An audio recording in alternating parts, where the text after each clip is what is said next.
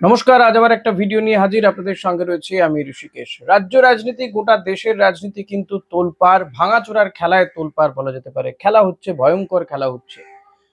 প্রকাশচিক বড়াইক, তৃণমূল কংগ্রেসের রাজ্যসভার সাংসদ, তিনি পদত্যাগ করলেন। মদন মিত্রের ইঙ্গিতপূর্ণ পোস্ট। আমার ভিডিওতে আজকে এটাই থাকবে, তাই ভিডিওটা শেষ পর্যন্ত দেখবেন। চ্যানেলে নতুন হলে অতি অবশ্যই সাবস্ক্রাইব করে নেবেন, লাইক কমেন্ট শেয়ার তো করবেনই। প্রকাশচিক বড়াইক, যিনি তৃণমূল কংগ্রেসের নেতা, রাজ্যসভার সাংসদ, তাকে করা হয়েছিল 2023 সালে। তিনি পদত্যাগ করলেন এবার রাজ্যসভা থেকে। তপশিলি উপজাতির মুখ প্রকাশচিক বড়াইক, যাতে 2024-এও লোকসভা নির্বাচনে প্রার্থী করতে করেছিল আলিপুরদুয়ার থেকে, যদিও তিনি বিজেপি প্রার্থীর কাছে, মনোজ সিকদার কাছে হেরে যান। কিন্তু এহেন প্রকাশচিক বড়াইককে এবারও 26-এর নির্বাচনেও প্রার্থী করার কথা ছিল, তাকে প্রার্থী করা হয়নি। তো শেষমেশ তিনি রাজ্যসভারই সাংসদ ছিলেন 2023 থেকে 2026, অর্থাৎ 3 বছর তিনি সাংসদ ছিলেন। কিন্তু অবশেষে এই যে ডামাডোল চলছে, তৃণমূল কংগ্রেসের পরাজিত হওয়ার পর থেকে একের পর এক নেতারা বিদ্রোহী হয়ে উঠছেন, বিবেক জাগ্রত হচ্ছে। যেমন সুখেন্দু শেখর রায়ের বিবেক জাগ্রত হয়েছিল, যেমন সুস্মিতা দেবের বিবেক জাগ্রত হয়েছে, তিনি পদত্যাগ করেছেন। সুখেন্দু শেখর রায় দলই ছেড়ে দিয়েছেন, সুস্মিতা দেবও দল ছেড়ে দিয়েছেন, সাংসদ পদ ছেড়ে দিয়ে। তবে কি কারণে তিনি পদত্যাগ করেছেন প্রকাশচিক বড়াইক, অভিষেক বন্দ্যোপাধ্যায়ের ঘনিষ্ঠ, সেটা অবশ্য তিনি জানাননি। এবং যেটা বড় ব্যাপার, তিনি একেবারে চিঠি দিয়ে সে পদত্যাগ করেছেন। ফলত তৃণমূল কংগ্রেসের রাজ্যসভার সাংসদ সংখ্যা কমে দাঁড়ালো 10-এ। 13 ছিল, 13 থেকে কমে 10-এ দাঁড়ালো।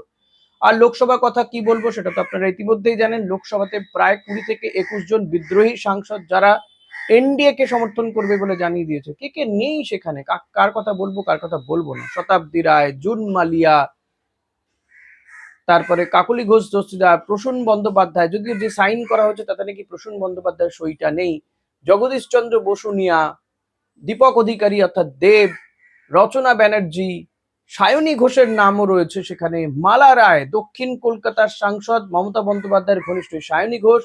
আর মালা রায়কে মমতা বন্দ্যোপাধ্যায়ের দায়িত্ব দিয়েছিলেন, নতুন যে কমিটি হয়েছিল, মহিলা তৃণমূল কংগ্রেসের সভানেত্রী করা হয়েছিল, যুব তৃণমূলের সভানেত্রী করা হয়েছিল সায়নীকে। এরা দুজনই মমতা বন্দ্যোপাধ্যায়ের হাত শক্ত করার জায়গায় দুর্বল করে দিয়েছিলেন। সায়নী ঘোষ তো আবার এক কাটি বাড়া, অভিষেক বন্দ্যোপাধ্যায় ঘনিষ্ঠ বলে পরিচিত।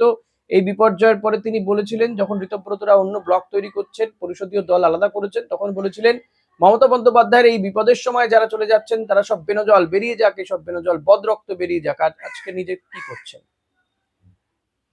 তো এই ভাঙাগড়া চলছে তৃণমূল কংগ্রেসের অন্দরে, এবং তৃণমূল কংগ্রেস কমতে কমতে শেষমেশ কোথায় গিয়ে দাঁড়ায় সেটাই এখন বড় বিষয়। এরই মধ্যে মদন মিত্র, তিনি কি আবার নতুনের ডাকে হাতছানি দিচ্ছেন? নব্য তৃণমূলে তৃণে কি চলে যাবেন এবার? ঋতব্রত বন্দ্যোপাধ্যায়দের সঙ্গে ইতিমধ্যেই নাকি ভিড়ে গিয়েছেন ফিরহাদ হাকিম, 1 ঘন্টা বৈঠক করেছেন। শোনা যাচ্ছে যে ফিরহাদ হাকিমকে ঋতব্রত বন্দ্যোপাধ্যায়রা মমতা বন্দ্যোপাধ্যায়ের আসনেই বসাতে চলেছেন, অর্থাৎ তৃণমূল কংগ্রেসের সভাপতি করা হতে পারে ফিরহাদ হাকিমকে। তিনি বিধায়ক, রাজ্যের বেশ কয়েকবারের মন্ত্রী ছিলেন, গুরুত্বপূর্ণ মন্ত্রী ছিলেন, মেয়র ছিলেন। তো এহেন নেতাকে সভাপতি করা হতে পারে তৃণমূল কংগ্রেসের, নব্য তৃণমূলের সভাপতি হতে পারেন। তাই ফিরহাদ হাকিম তিনি একটু চুপ করে গিয়েছেন। মমতা বন্দ্যোপাধ্যায়ের ঘনিষ্ঠ লোকেরাই সরে যাচ্ছেন। ঋতব্রত তো তেমন সিপিএম থেকে চলে আসা লোক, তিনি দল ভাঙাচ্ছেন। যদিও এর পেছনে কে বা কারা রয়েছে সেটা এখন দিনের আলোর মতন পরিষ্কার হয়ে গিয়েছে। কিন্তু ফিরহাদ হাকিম মমতা বন্দ্যোপাধ্যায়ের ঘনিষ্ঠ, মালা রায়, তারা চলে যাচ্ছেন। অভিষেক বন্দ্যোপাধ্যায়ের ঘনিষ্ঠ সুস্মিতা দেব তো ছিলেনই, পাশাপাশি সায়নী ঘোষ, প্রকাশচিক বড়াইক, তারা কেউ চলে যাচ্ছেন অন্যদিকে, কেউ চলে যাচ্ছেন, কেউ পদত্যাগ করছেন। তবে স্পিকারের কাছে চিঠি তো দিয়েছেন, সেই চিঠি স্পিকার কিভাবে দেখবেন সেটা একটা বড় বিষয়। তবে একটা দলেই থেকে অন্য ব্লক করে এভাবে বসাটা বোধহয় যায় না, সেটা আইনি দিকটাও খতিয়ে দেখছে তৃণমূল কংগ্রেস, মমতাপন্থী তৃণমূল কংগ্রেসের নেতারা।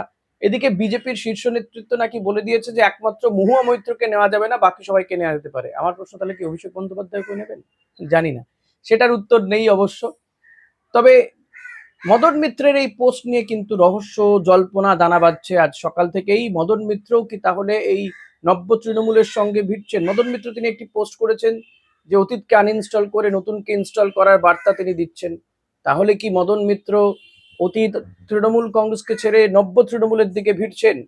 ফিরহাদ হাকিমের পরে কি মদন মিত্র চলে যাবেন? মমতা বন্দ্যোপাধ্যায়ের অনুগত সৈনিক এই মদন মিত্র, তিনিও কি এবার চলে যাচ্ছেন, নাকি মদন মিত্র ওই মমতা বন্দ্যোপাধ্যায়কে ঘিরে, অভিষেক বন্দ্যোপাধ্যায়কে ঘিরে দিল্লিতে যে রাজনীতি ছড়িয়েছিল, যে জল্পনা ছড়িয়েছিল রাজনৈতিক মহলে, যে তারা নাকি কংগ্রেসে চলে যাচ্ছেন, মমতা বন্দ্যোপাধ্যায় তেমনই বৈঠক করেছেন সোনিয়া গান্ধীর সঙ্গে, অভিষেক বন্দ্যোপাধ্যায় রাহুল গান্ধীর সঙ্গে বৈঠক করেছেন 1.5 ঘন্টা।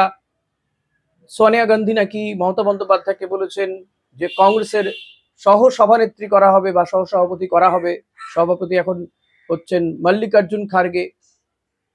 তো মমতা বন্দ্যোপাধ্যায়কে তার দলে মিশে যেতে বলেছেন। দেখুন, এখানে মমতা বন্দ্যোপাধ্যায়ের একটা লাভও রয়েছে। মমতা বন্দ্যোপাধ্যায় যদি কংগ্রেসের সঙ্গে তার তৃণমূল দলটাকে মিশিয়ে দেয়, তাহলে লাভ হচ্ছে তার ফান্ড কোথাও যাবে না, তার কাছেই থাকবে, ইনট্যাক্ট হয়ে কংগ্রেসের সঙ্গে ভিড়ে যাবে, বরং মার্জ হয়ে যাবে। 2 হচ্ছে তার দলের সাংসদদের বিরুদ্ধে পদক্ষেপ করা যেতে পারে। এখন তৃণমূল কংগ্রেসের যে লোকসভার সাংসদ, সেই অনুযায়ী 2/3 ধরলে হচ্ছে সাংসদ সংখ্যা 18 হলেই বা 19 হলেই তারা অন্য দলের তকমা পেতে পারে বা সিম্বল পেতে পারে। কিন্তু যদি কংগ্রেসের সঙ্গে জুড়ে যায়, তাহলে এই সাংসদের সংখ্যাটা আরো বেড়ে যাবে। তাহলে কংগ্রেসের সঙ্গে ভিড়ে গেলে 100, আর এদিকে ধরুন 128, তার যদি 1/3 মানে 2/3 করা যায়, সংখ্যাটা অনেক বেশি হয়ে যাবে, যেটা এদের কাছে থাকবে না। বিধানসভাতেও তাই হবে।